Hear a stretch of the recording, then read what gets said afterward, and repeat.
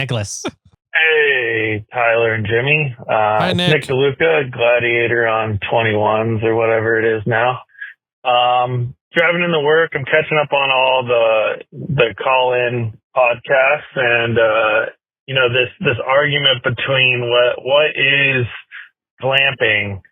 Glamping to me is when you have everything you have at home. That's glamping. It's not really camping. I've been camping my whole life, backpacking, tent camping, car camping. But last year for Hammers, I bought an RV. My first time using an RV was last year at Hammers. And it's not a camping. Trailer. It's a trailer. When you have a microwave and TV and internet and a toilet and a shower, and it's not camping. You have a home away from home. And I think that's what glamping is having every amenity you need at your disposal, not necessarily somebody serving you. I don't think that's what defines glamping versus camping. But yeah, excited to hang out with you guys at Hammers. Sounds like you guys are both going. We should have a good time. I will say I'm having a tough time finding broken mini bikes this year. I usually pick up a broken mini bike about a month before Hammers, fix it, and then I'd ride around Hammers and I sell it after. But there's no mini bikes for sale anywhere. It's like kids these days are just riding electric bikes, so there's no used broken mini bikes around. So I've been checking Facebook Marketplace constantly trying to find broken mini bikes, and I cannot find them. So we'll see if I turn up with one or not. But excited to see you guys at Hammers. I'm probably running up against the timer now, and we'll see you there. You still had another minute and 10 seconds to go. Don't tell him that. And we did see you there, Nick. It was a pleasure to see you guys. And he had 2 mini bikes. He did have 2 mini bikes. Both had issues. Yes. While he was there. And he did get his mini bike ahead of schedule, and he did a whole little Instagram story on it. And it was way worse than he thought it was when he got it. Kind of like Brennan's Porsche 911. Yes. Okay. So I think that's an okay version of camping versus glamping. Like if you have a home away from home, or if all your amenities at home are available to you while camping. Yeah.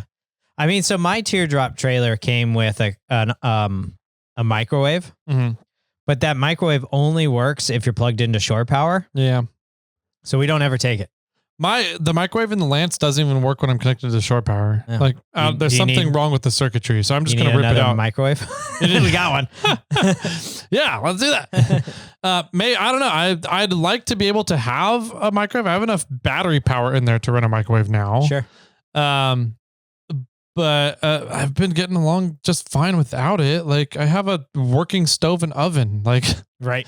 Do I need a microwave? I'd rather have that space for a cabinet storage. Sure. More storage. But whatever. So would you consider your Lance glamping then? Oh, that's like boondocking, man. That's that's the rough. complete opposite. That's roughing it, man. Roughing it. And you didn't buy an RV. You bought a camper. Yeah, you bought a trailer camper that has a lot of nice amenities in it. But you still need another thing to tow your home or away from home with you, Nick. The Lance. No, if I can get up in the morning and turn on the heater for 10 minutes and have it be where I can walk around the Lance in my underwear in the morning and make coffee, that's not camping. That's yeah. I mean, I do that camping as well, but no heater. No heater, right? I just kind of shrivel up and everybody laughs and then when I'm doing that. So it's the Lance is definitely not camping. Yeah, okay. I will say that. Yeah. All right. Sounds good. But I would consider I have everything. Like I've got the stove, I've got water, I've got sustainable water sources, like with a water pump and filter. When camping and when I'm in a tent, and I think that camping out on Little Sluice or winter camp or something on the Rubicon, I feel like that's camping, even though I have a Starlink and battery and lights at night and So I don't know if it just comes down to, for me, the difference of having a tent versus a hard shell shelter. I don't know. Well, but I wouldn't consider my trailer glamping, and it's a hard shell. Yeah, would I consider if I had the we called it the rape box. That's what the MFers called it. They called it the rape box. If we had the black trailer still, did I consider that glamping? I don't think so. No, because I couldn't hang out in it. I could have, like if it was raining or if I really needed to, I could have. But to hang out with people, I would have had to have been really outside the trailer. So that's your definition, is hanging out? Maybe. Because like that is really nice. Like when you, me, Lee, and Brian were hanging out in the Lance, just chatting for a few hours and having burritos and chimichangas. Yeah, that was good, and I really enjoyed that. I liked that aspect of being able to do that in the Lance, and you can't do that if you can't. Maybe that is what I consider glamping and camping. So your definition of glamping is if you can hang out in that space. In a protected shelter easily. Like the Gazelle T8. If I have the back room set up as sleeping quarters and the front room set up with some inflatable furniture to hang out and chat with people, I think I would consider that glamping. Okay. So maybe that is my definition of glamping, is whether... I think we finally got to it, ladies and gentlemen. What I consider. Tyler's consideration. Where can you hang out in a sheltered area with everybody? I don't know. Rather than just where you sleep. Because I wouldn't consider sleeping in the back of Clifford glamping. No. I can't hang out with a bunch of people there. Yeah. Right. Maybe that is my definition then. Okay. I'm trying to think of an argument. Yeah, right. I am too. I'm like, what would I consider that not? Yeah. Where would you hang out?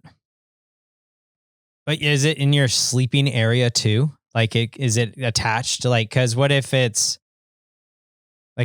just a big overhang area that's around a fire pit where you're camped? Yeah. I don't think it would have to be fully enclosed. Like if you did a pop-up tent with full walls and you're hanging out with people. What if you did an easy up that was outside away from where you're sleeping? Full walls all the way around it with mesh and all, so you could either see in, see out, but no bugs are getting in, and you can all set up your chairs in that area. Would then you be glamping? Maybe. I don't know. I've never done that before. Like I've been under easy ups, and I'm definitely like sitting under an easy up in the middle of a rainstorm. I'm like, this is nice. Yeah. Hanging out with people, right? I don't consider it glamping personally. You don't consider it? I don't know. I've never. If I had an easy up, I don't consider just having an easy up glamping. I would agree. So an easy up, no walls. Yeah. I wouldn't consider that glamping. I would really enjoy it. And that's not something I would take myself. So I do really enjoy when other people have them there. Yeah. But would one with walls make me think I'm glamping? I don't know. Guess we'll have to try it. I need to go. Let's try later this month. Sure. Sounds good. All right. We'll do it at the Snail Trail meetup. Somebody needs to bring an easy up with walls. Yep. All right. Next up. Yes. Alex from Botches Off-Road. Alex. Awesome. Hi, Jimmy. Hey, Tyler. It's Alex from Botches Off-Road. Hi, Alex. So I've decided that Tyler's sister must live in the southwest part of Michigan or the east side. Because once you get north of there, I've snowboarded California, Northern California. I've snowboarded in Colorado, Arizona, Korea. I think that's it. And I can tell you that once you get Caberfe's pretty good. Caberfe's my favorite, but that's where I learned to snowboard. So maybe I'm biased. You get up north towards the Porcupine Mountains. There's quite a few good spots up there. But yeah, if you're in the southwest part of Michigan or the east side, there ain't shit for snowboarding, man. It's limestone. But anyways, snowboarding's fun. I'm sure skiing's fun, but not near as fun as snowboarding. So, catch you guys later. See about Alex Botches. Mm-hmm. Oh, so you're gonna? I think they're in Lansing or East Lansing, wherever that is. Tyler doesn't know where it is. He just knows where they live. Yeah. Wherever that is, Alex, that's where they're at. That's funny. All right. Next up, Uncle Weirdo. What's what's up, guys? Uncle Weirdo here. Man, I am so far behind some episodes. Finally getting caught up. Tell you what, the only episodes I don't really fall behind on SnailMails, because I will jump back and forth to stay up to date on the SnailMails and then kind of catch back up on your guys' normal episodes. But again, catching up on some of these episodes, I got done listening to the one about the GME radios. Those, man, I didn't know those existed. I thought I knew about ham radios, at least a little bit. After listening to that, I didn't know shit. Or at least that's what I feel like after listening to that. But I was freaking mind blown. I thought some of the technology that they got out there nowadays is freaking awesome. Hopefully some of that stuff from Australia can come over here. Some of that, you know, I mean, Tyler, you're kind of the whiz on it. It just seems like some of those technologies, it just seems super cool and can be extremely useful, to say the least. But just want to say thank you guys for some of the content you guys put on your guys' podcast here, like the one about Onyx and the trail ratings and how they do it, and all the integrations that they put on Onyx. A few episodes prior to that one, when you guys had them on, that was great too. Definitely learned a lot, broadened my horizons on a lot of different subjects. So again, thank you guys for bringing great content and these people to the podcast. I really do appreciate it. I know I'm only one of you, but thank you. Keep crawling. Thanks, Uncle Weirdo. Thanks, man. Yeah. That gave me the warm and fuzzies. I know. My heart's pumping right now. I love it. Let's see. Thank you. First of all, I guess that it is a joy for Tyler and I to be able to share some of these amazing stories out there that are in our community, and like GME or Onyx Off-Road and everything in between those guys. I mean, it's fun, as much fun. Well, let me back up. Hopefully it's as much fun for you guys to listen to as it is for us to actually do the interview. We figure, you know, if we're having a good time doing the interview, then you guys are having a good time listening to it. And that's sort of how we go about it. Yep. And we enjoy doing those interviews. So hopefully that works out the same for you guys. Yeah, I'm echoing over all that. It's a lot of fun, and I'm glad that you guys get a kick out of it as well. You know, when Jimmy and I started this, we wanted to do something that was a win-win-win scenario, right? So it's a win for me and Jimmy to sit down and talk about off-roading stuff and hit the big red button. Win for you guys to follow along with the shenanigans we get ourselves into and learn something a little bit along the way too. And win for vendors to be able to see this as a platform to come on and tell their stories to an engaged audience that has a big passion for off-roading and the things that the vendors are involved with too. So I think we've done a pretty good job at doing that. And it's fun to hear voicemails like that kind of reaffirm that you guys are getting out of it kind of what our goal was for starting this whole thing up. God, 7 years ago? Almost. Jesus Christ. May will be 7 years. Plus 6 months on our corrected time. Right? Sure. Yeah. Almost 7 years of SnailTrail4x4. Wow. Yeah. All right. So next up. Yep. Jamie, SoCal. Jamie, SoCal. Sweet. Good morning, guys. This is Jamie from SoCal. I called a while back in December, and Tyler picked up, and it was a little weird. I nearly hung up. Anyways, I guess this message is for Jimmy. And Tyler, you're more welcome to join us. But I was watching the Coma Beast or Mateo's video a while back, and then he did mention that he was a swimmer in high school, and then kind of growing up after that, he kind of modeled and all that kind of stuff. But I was thinking of doing some kind of fitness involving swimming. I did a little swimming myself. So I figured that'd be interesting if we could do something like that. And it would be great if we can get Mateo on it with us.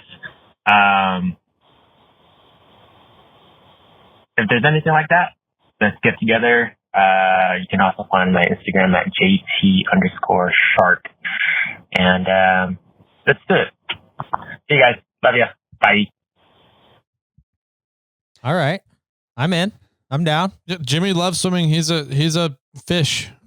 He's a fish on land, pretty much. Yeah. My wife calls me part dolphin. Yeah. Yep. Yeah, I'm open to the idea. That could be a fun thing to do. I'm down to do maybe some, like, you're in SoCal. Maybe we can do like an open water swim somewhere. I know there's a bunch of them down there, peer to peer or something like that.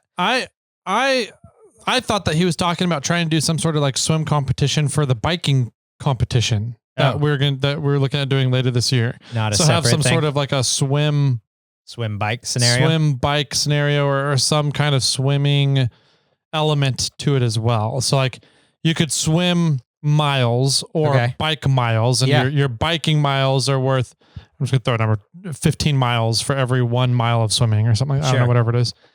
I don't know. Jamie, give us a call back. Clarify that aspect. Do you want to just do, or give us an idea of what you were thinking about? I'm definitely open to the idea. I fulfilled my running quota race for this year that I had planned to do, which was only one for the most part, and I'm sure there'll be another one at some point. But I don't have anything that I'm striving to train for right now, so I'm become more lazy because of that. But if it comes down to a swimming event, whether it's some sort of race or some sort of just long distance challenge or something, I'm open to it. Let me know if you were considering something along those lines, or if it was something to go with the biking challenge, or you should start riding a bike and get into the biking challenge too. So call back. Let us know what you were thinking, or at least me. Tyler's over here being lazy. I'm thinking that I will go wheeling for the competition. Yeah, there you go. How many miles can I do through the Rubicon for the contest? Yeah, you need to push one wheel. Yeah. That's why I'm going. Well, literally, I want you to like push your spare through the trail. Rubicon. Okay. We've been trying to figure out ways to get Tyler involved, but I think we have an idea, but we'll see what becomes of it. All right, next up. Sounds good. Nick DeLuca again. Hey, Nicholas, Gladiator on 28s. Yeah. Here we go. Hey guys, it's Nick DeLuca, Gladiator on 29s, Mademan 95. All my names.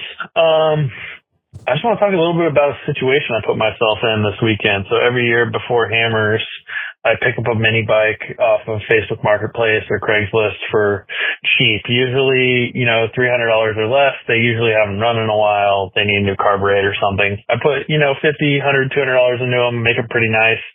I rip around King of the Hammers on them and I sell them after. I've done this for about 4 years and I've made pretty good profit of a couple $100 every time.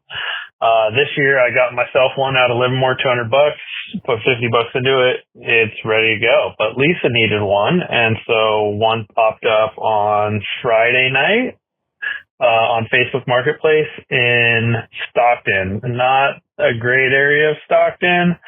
But it was $300 and it said just need a carburetor. I'm getting a little desperate as we're 2 weeks out from Hammers. So I messaged them and they said, yeah, pick it up in the morning, 9:00. So went to pick it up and I showed up and it was a chain link fence and 3 junkyard dogs, big ones, barking at me through the chain link fence, and a lady standing on the curb in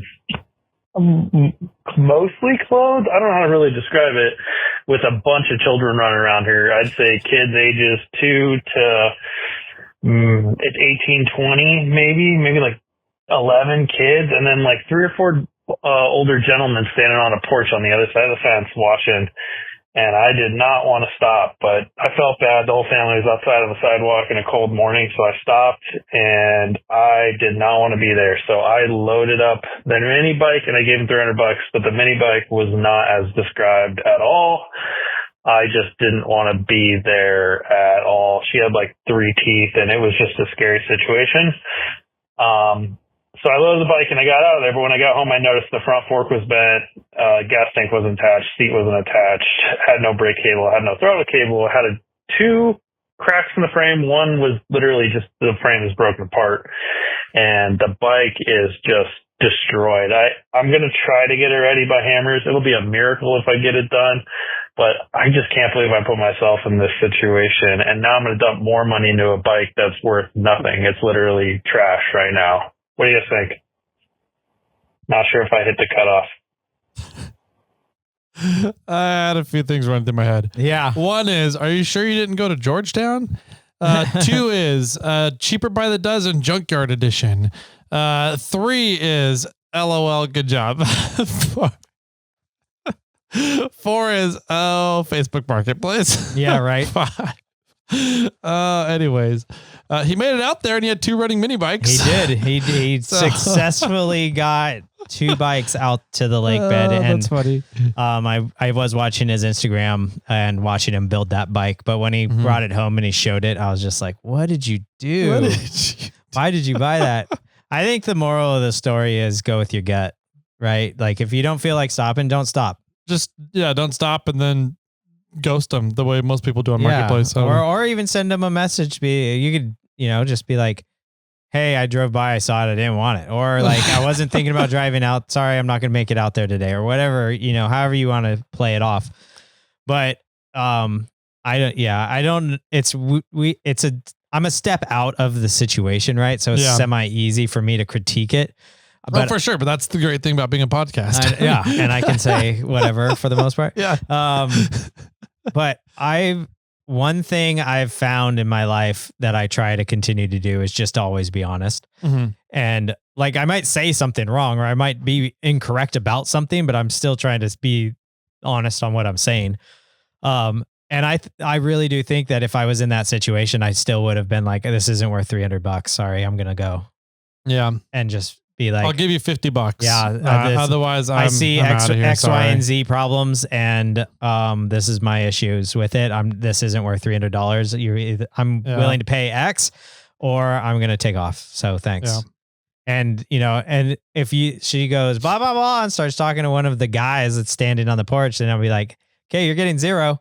Yeah. Bye. See ya. I'm out of here. Have a good one, guys. Good take luck." off.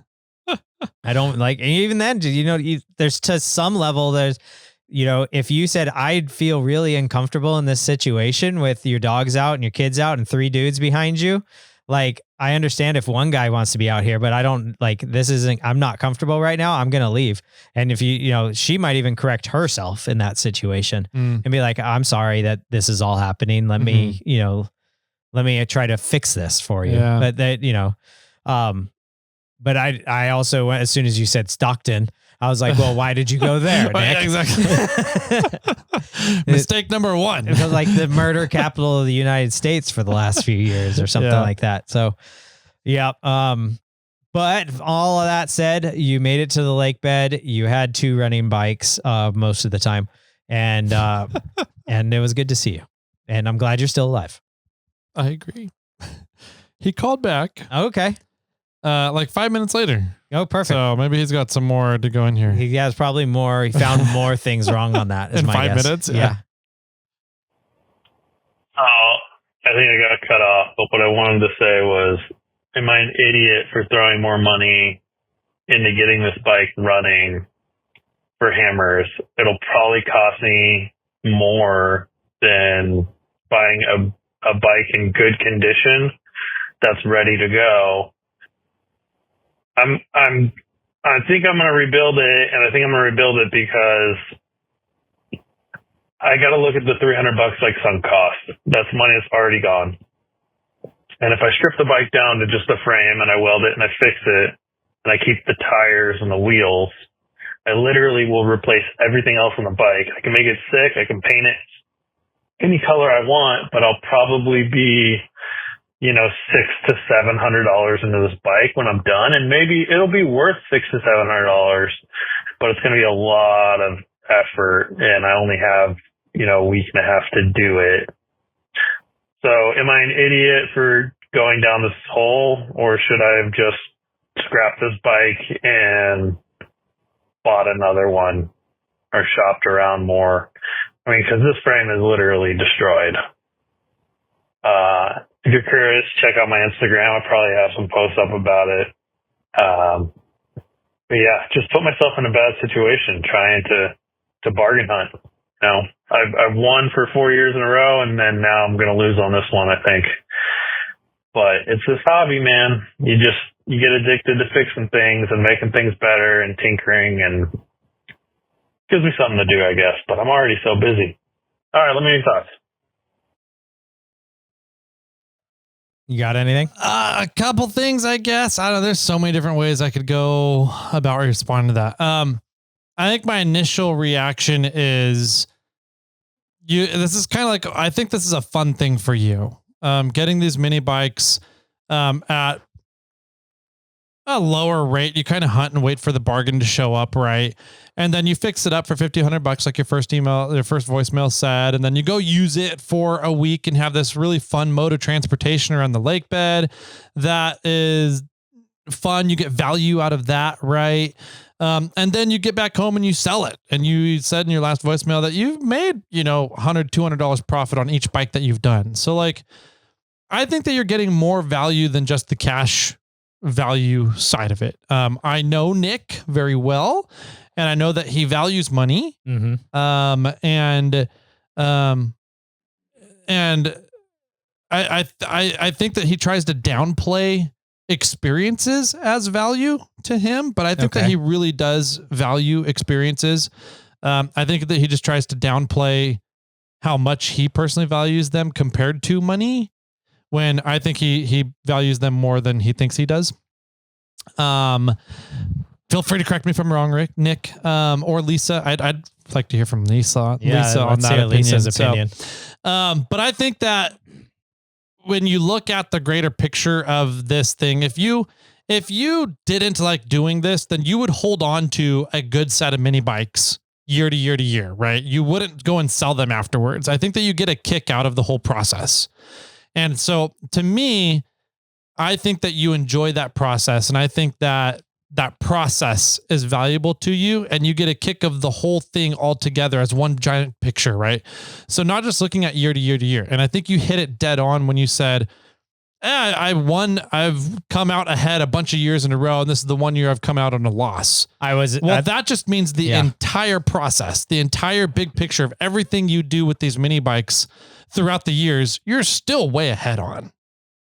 And you're getting a lot of fun experiences out of it in the same time. Yeah, sure, you lost one in the short game here, but I think this is more of a long-term game enjoyment for you. And I think you're still way ahead. So where you concluded was exactly what I was going to say is, it sucks. You gambled and you lost on one, but you're not looking at this as a one and done thing. It's a multiple year event. You enjoy doing this, like you were saying, and you've done it for multiple years, and you've come out ahead on multiple years, and now you've lost on one. And that's the game you play with Facebook Marketplace to some extent, and building these things up. But I think the thing is, I think you have learned from your mistake, and you don't need to rush into the answer, and you're not going to make that mistake again. Yeah. And in the big scheme of things, you're actually ahead from where you left off. And who knows, maybe you're now going to keep these two because you got frustrated with the process, and you're not going to do it again. But I think in the long scheme or the long view of things, that you're further ahead than this one foopla. I agree. Yeah. And I'm a big fan of messing up, right? I think that messing up is one of the best ways to learn stuff. Sure. And so it's definitely one of the more effective ways to learn stuff. So like, I don't know. When people say that they get really disheartened or they feel super defeated when they mess up and they made the wrong decision somewhere along the line, I look at those and I'm like, yeah, that was probably a bad decision, but fuck, I learned a lot out of that. And I'm so much better to tackle things moving forward. Like I was talking with Andy at Glue Tread. They had a situation where their rubber supplier shipped all like a fuck ton of rubber with some kind of coating on it. Okay. And they had to hand sand rubber for like months. And they were hiring the local like high school kids and everything to come in and just sand rubber for months. He goes, it was the worst thing ever. Like we're still dealing with it, blah, blah. And I was like, yeah, but did you guys learn something from it? He goes, yeah, actually, we ended up changing rubber suppliers. We got a much better supplier now. They're super awesome about their chemicals and how they handle stuff and sticking to specs. And they're keeping to the made in the USA thing. He goes, we're so much better off because of it. And I was like, there you go. As long as you're able to take and learn something out of it. Dude, I love making mistakes. Right. So, and I make a lot of mistakes. So it's all a learning process, like you were saying. And I agree with what Tyler said. I think you're the type of guy, and you have children, and I know you kind of reiterate this to your children as well. It's like, yeah, you fucked up. Okay, what are you going to learn from it? Mm-hmm. And that's really the sum of this, right? Yep. It's like, yeah, you made a mistake. You bought one that you probably shouldn't have bought, or you put yourself in a situation that you probably shouldn't have been in. And what do you learn from that? And move on and do it, then rinse and repeat next year and make double your money back and cover your asses on the money you lost this year. Yep. Maybe you found a new supplier to find carburetors at. So yeah, or a cheaper or better way to I don't know, strip down a bike and weld the frame up. Huh? Right. Now maybe you can deal with welding the frames up and you can buy cheaper bikes. Yeah, exactly. Anyways, so I think you're doing just fine. I think it was just fine of a decision, and I think you're going to be just fine. Yeah. So. Don't look at the microtransaction. Look at the overall. Yep. That's a good way of putting it. Let's see. We got time for more? Yeah, let's do one more at least. All right. We got Nick from Montana. Never mind. All right. But we have his flashlight here. That's true. It's still on. Glowing, and, Nick. Yeah. The head of this flashlight is still going. Make it disappear for a little bit here. Hold on. Ready? Oop. Oh, I turned it off by doing that. There you go. See, now it's all disappeared. It's crowning. All right. Okay, here Nick we go. From Montana. Thanks for the flashlight. What's up, shitbirds? It's Nick from Montana. Figured I'd start off some change. New year, new opening lines. Maybe a new closing one too. So, Tyler, the best way to wear the chonies, and is it more or less gay? You know, depending like if you're nut to butt or front to front. And I can say it's the eye contact that makes it gay. So front to front's definitely gayer. And I know this because I was a medic for the Cab Scouts. So a lot of gayness going on there. The other measuring axle housing, I just shoot a laser. Bought a 3-plane laser off Amazon. Like they all kind of seem to work the same. And as long as they're level, so like check that, because I assume that it's coming from China. So I just shoot the laser, and since it's 3 planes, you can trilocate yourself. And that's how I've like marked my front and rear axle lines, for my wheelbase in my garage. And so I just like used a paint pen and like marked on the ceiling, on the floor, and on the wall, at each corner, so that I know that I'm getting an accurate measurement so that it's repeatable throughout the way. And then I just measure off of that. And like wherever center line is wherever the center line is, wherever the pinion is wherever the pinion is. And it's just all, easy. I've learned that the less I think, the better, especially when I'm trying to do complex stuff. So like shooting video, Tyler, you just described ADHD hyperfocus to a fucking T. And I do the same thing, except I get time blindness where I like forget that I have a family, or responsibilities, and I'm just in the garage all day. So that's great. And God forbid if I even try to film something, then I have to edit it, and I will not do that. I was a professional photographer for years, and I will not edit video. Just won't do it. I've turned down easily 5 figures worth of money, like mid 5 figures to shoot a wedding, and I just couldn't do it. So if anybody knows somewhere that like does editing for you for a reasonable price, I'm sure like with AI that's coming along, I'd be interested. Anyway, I am gonorrhea.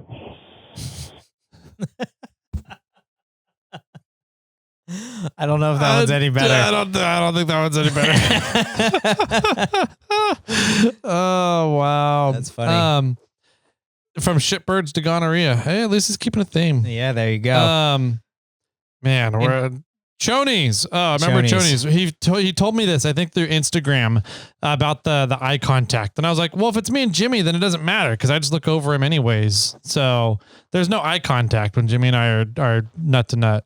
So Tip to tip. tip to tip. True. The other one. I also think it depends on who's pitching and catching. So That's fair. we could that could be another topic for another day.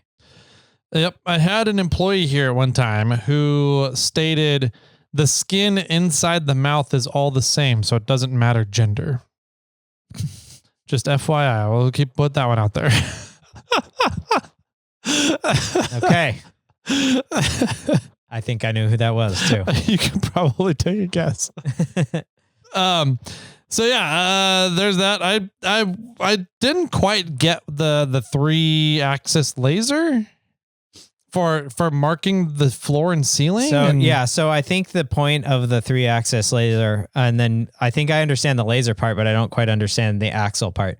So if you're measuring, if you set the laser up so that it's hitting the same spots on the ceilings and walls, then every single time, then you can just then you're getting the same angle that makes for sense. the laser. Gotcha.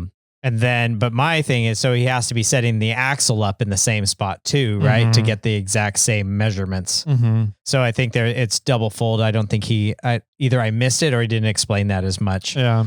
Because once you set the laser up so that all the points match for your ceiling, your floor, and your walls, and you know your laser's in the right spot, you still need to set your axle up in the same spot when you measured the first one to measure the second one, then to make your cuts. Yeah. So I think that there's a little bit of there's still more to do than just set that laser up. Yeah. But that is a good way to do it. I do think that would have definitely helped if you could have set, like if I had a laser or used one of them. I have a laser that does a crosshair, and if you set the crosshair right up on the pinion, and then the horizontal line to go horizontal across the axle housing, then you could have taken your measurements off of that really easy. And you would have known if the pinion's centered or not, or if what part is centered, or how do you measure to where center is. And then you can redo that on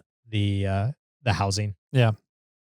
Yeah. I think lasers, I've seen Dirt Lifestyle Nate use lasers when trying to set up suspension so that you can locate the axle according to the chassis of a vehicle and keep them at the same reference point the whole time. So, and that works very well. So I think that's definitely doable and it's a way to go. Yeah. Sweet. When it comes to editing, Jimmy, I found you a video editor. Yeah. Nick, you want to do some of my editing?